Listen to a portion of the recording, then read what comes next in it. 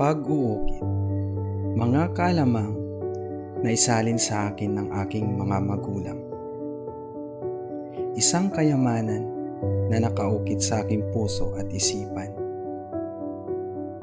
Habang patuloy pa ako o nagsisimula pa lamang sa pagtahak sa mas malawak na lakbayin, akin itong babaunin at lalo pang pagyamanin. Mga bagay na magtuturo sa akin sa mas maaliwalas na daan tungo sa aking kaligayahan.